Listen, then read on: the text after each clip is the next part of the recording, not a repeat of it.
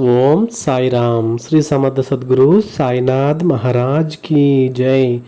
సాయి భక్తులందరూ ఎలా ఉన్నారండి? అందరూ కూడా సుఖంగా, సంతోషంగా, ఆరోగ్యంగా బాగుండాలని ఆ సాయినాథుని నేను మనస్ఫూర్తిగా కోరుకుంటూ ఈ వీడియోలోకైతే నేను వెళ్తున్నానండి. ఇక ఈరోజు సాయి మనకి ఏ సందేశం అయితే చెప్పబోతున్నారు అంటే, తల్లి నన్ను స్మరిస్తూ తక్షణమే ఈ రథం తాకు.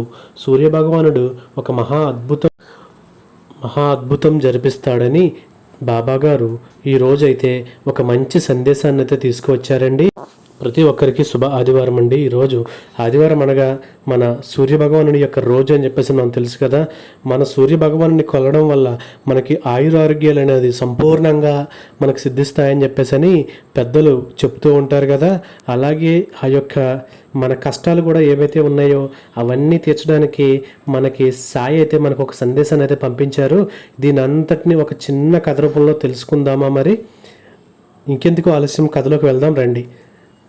తల్లి, ఈరోజు నీకు అందిస్తున్నటువంటి సందేశం నిజంగా నీ జీవితంలో ఒక పెద్ద మార్పు కనిపిస్తుంది. నా మీద నమ్మకం ఉంచి సూర్యభగవానుడి ఆశీర్వాదం తీసుకో. కళ్ళు మూసుకుని ఆ సూర్యుని ధ్యానించు.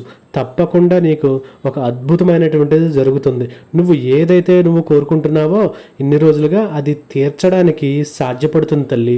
ఒక చిన్న కథ రూపంలో విని తెలుసుకో అమ్మా. అది ఒక దుర్గాపురం అనే ఒక గ్రామం. ఆ గ్రామంలో దుష్టుడైనటువంటి సీతయ్య అనే భూస్వామి ఒక అతను ఉండేవాడు. అతనికి 40 ఎకరాల మామిడి తోట ఉంటుంది. ఆ మామిడి మొక్కలకు నీళ్లు పోయడానికి, తోటకు కాపలా కాయడానికి ఒక మనిషిని పెట్టదలిచి భూస్వామి మంగయ్య అనే పేదవాడిని పిలిచి ఇలా అంటాడు, చూడు మంగయ్య, నా మామిడి తోటలో మామిడి మొక్కలు పెద్దగా వచ్చేదాకా నీళ్లు పోస్తూ కాపు కాచినట్లయితే అవి కాపులకు రాగానే 4 ఎకరాల మామిడి తోట ఇస్తాను. నీకు సరే అంటే చెప్పు అని అంటాడు. సీతయ్య ఆ మాటలకు మంగయ్య ఇలా చెప్తాడు, నాకు 4 ఎకరాల్లో తోట ఇస్తాను అంటే ఇంక నేను ఇంటికి ఎలా వెళ్తాను చెప్పండి? ఇక్కడే ఉండి ఈ తోటని కంటికి రెప్పలా కాపాడుతూ వస్తానయ్యా. అయితే మీరు అన్నట్టు మామిడి తోట మొత్తం కాపు వచ్చిన తర్వాత మీరు మాత్రం నాకు ఇచ్చిన మాట మాత్రం మర్చిపోకండి అయ్యా. అదేంది భలే అన్నావు మంగయ్య, అసలు ఈ విషయం, ఈ సీతయ్య మాట అంటే మాటే. ఈ ఊర్లో ఎవరిని అడిగినా చెప్తారు నేను ఎలా అంటున్నావు. మరి నువ్వు నా తోట కాపు చేస్తే నేను నీకు 4 ఎకరాల భూమిని అయితే నేను తప్పకుండా ఇస్తాను. నీకు ఈరోజు మాట ఇస్తున్నాను అని చెప్పేసి చెప్పి, సరేనైతే ఈరోజు నుంచి నేను మీ యొక్క తోటలో నేను పని చేస్తానండి అని చెప్పేసి ఇది అతను ఎంతో సంతోషంగా ఈ జరిగిందంతా తన భార్య లక్ష్మితో చెప్తాడు మంగయ్య. అంతా విన్న మంగయ్య చెప్పింది అంతా విని ఆవిడ భార్య, సరేనయ్యా, ఆ దేవుని దయ వల్ల వచ్చినటువంటి ఈ యొక్క మన అదృష్టాన్ని ఎందుకు కాదనుకోవాలి? నీ కష్టం ఎప్పటికీ ఊరికే పోదు. అయితే అప్పటి వరకు ఇదంతా వింటున్నటువంటి మంగయ్య కొడుకు ఎంతో చదువుకున్న తెలివితేటలతో వాళ్ళ నాన్నతో ఇలా అంటాడు, నాన్న, అతడు మీకు ఏమీ ఇవ్వకుండా తోట పని అంతా చేయించుకోవాలని చూస్తున్నాడేమో, కానీ అతను చెప్పినట్లు రేపు తోటలో భాగం నీకు ఇవ్వకపోతే ఏం చేస్తావు నాన్న అంటే, అదేంటి రాము అలా అంటావు? సీతయ్య గారు ఈ ఊర్లో పెద్ద మనిషి, అతను ఇచ్చిన మాట ఎందుకు తప్పుతారు చెప్పు. నువ్వు అనవసరంగా అనుమానిస్తున్న అతన్ని. అది కాదు నాన్న, ఎంత పెద్ద మనిషి అయినా సరే డబ్బు విషయంలో వచ్చేసరికి అసలు బుద్ధి అనేది బయటపడుతుంది.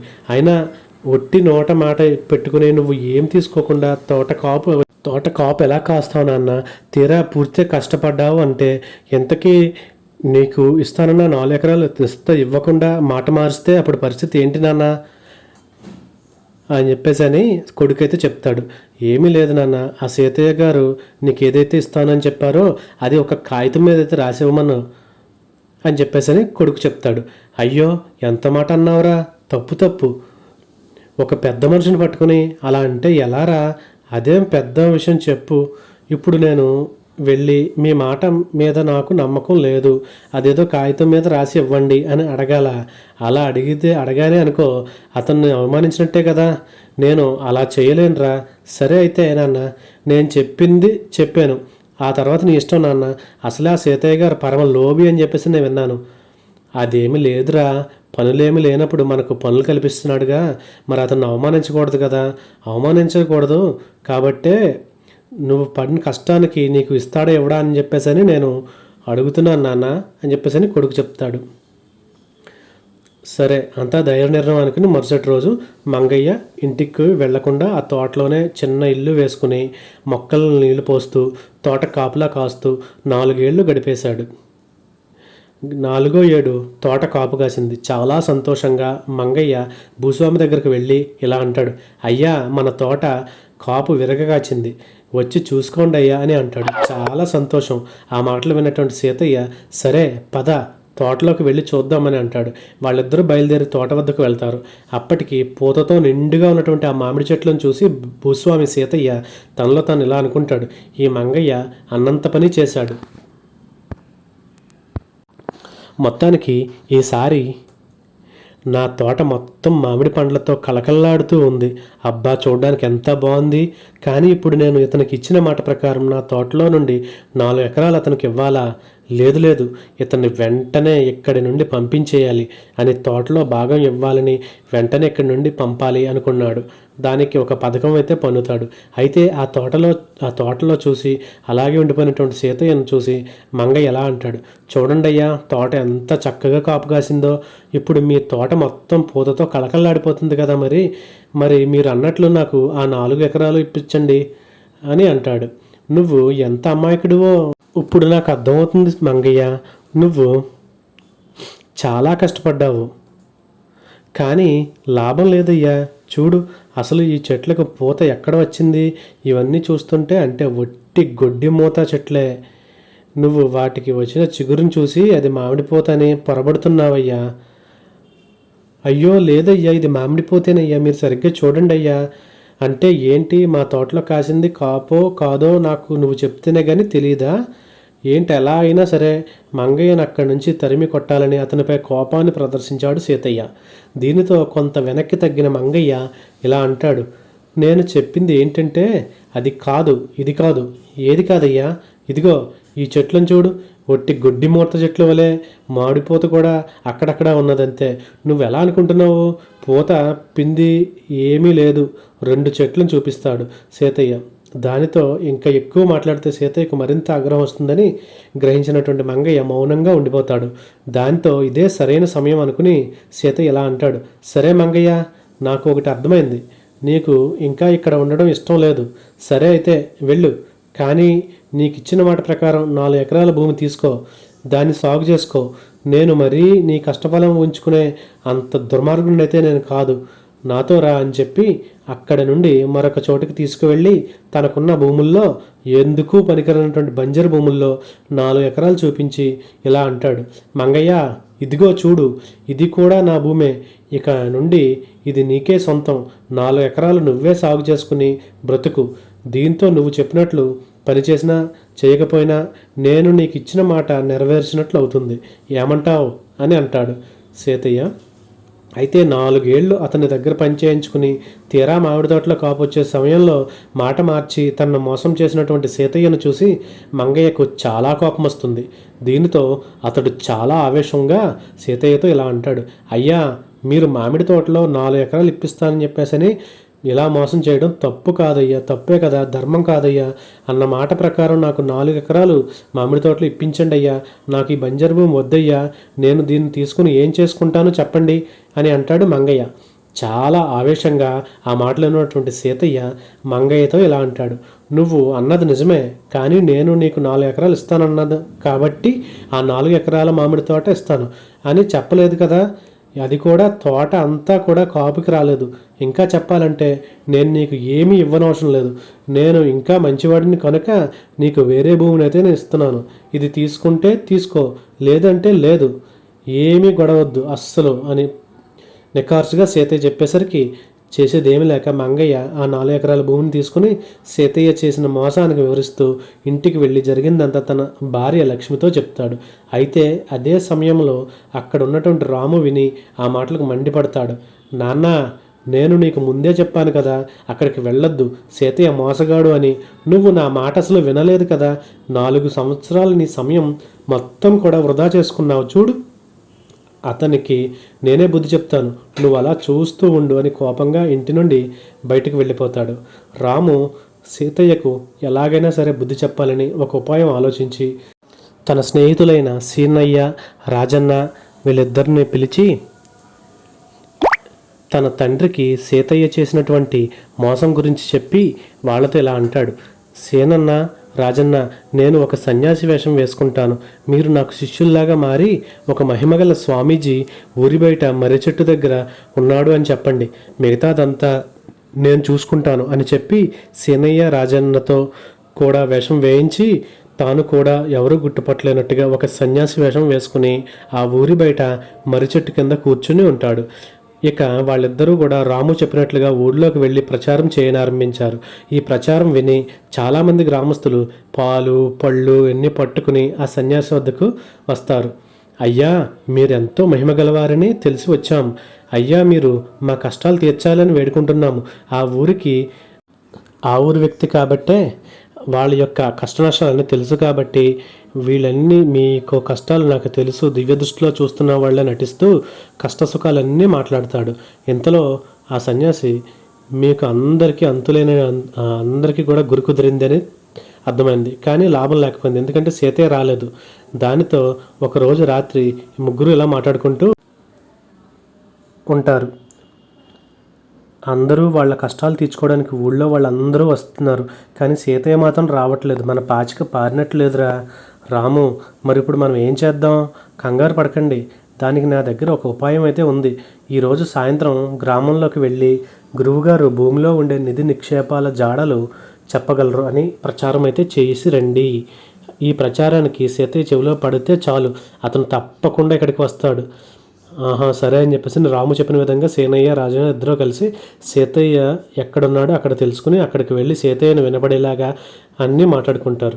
నీకు ఒక విషయం చెప్పాలి రాజన్న, ఇది చాలా రహస్యంగా ఉంచవలసిన విషయం, ఎవ్వరికీ చెప్పకూడదు. విషయం గురువుగారి గురించి. ఏమైనా సరే రహస్యం తెలుసుకున్నావా? మన గురువుగారు సామాన్యులు కాదురా బాబు. కష్టాలు తీర్చడంలో ఒకటి కాదు, రెండు కాదు, గురువులకి లంకె బిందులు ఉన్నాయని, నిధి నిక్షేపాలు ఎక్కడున్నాయో కూడా ఆయన చెప్పగలరు. అవునా? అవునా? అది గురువుగారికి తెలిసిన నీకు ఎలా తెలుసురా అని చెప్పేసి అడుగుతున్నాడు. నిన్న అందరూ నిద్రపోయాక ఆ తర్వాత ఒక ముసలవ్వ మన గురువుగారి దగ్గరికి వచ్చింది. ఆమెకు మన గురువుగారు రహస్యంగా ఆమె ఇంటికి నిధి నిక్షేపాలు ఎక్కడున్నాయో చెబుతుంటే నేను కళ్ళారా చూశాను, అదే విన్నాను. ఆవిడ మళ్ళీ తెల్లవారిన తర్వాత వచ్చి నాకు ఒక లంకె బిందె దొరికింది అని చెప్పింది. అది విని నేను చాలా ఆశ్చర్యపోయాను రా. అది సరే, కానీ ఆ తోటలో ఎవరూ లేరు కదా, మరి 1-2 మామిడి పళ్ళు కోసుకుని వెళ్దామా, పద, ఆలస్యం అవుతుందా అని అంటాడు. అక్కడ నుండి వాళ్ళిద్దరూ వెళ్ళిపోతారు. అది విన్నటువంటి సీతయ్య మనసులో అనుకుంటాడు, అయ్యో, ఎంతకాలం ఊరంతా స్వామి వద్దకు వెళ్తున్నా స్వామి మహిమనే నేను తెలుసుకోలేకపోయాను.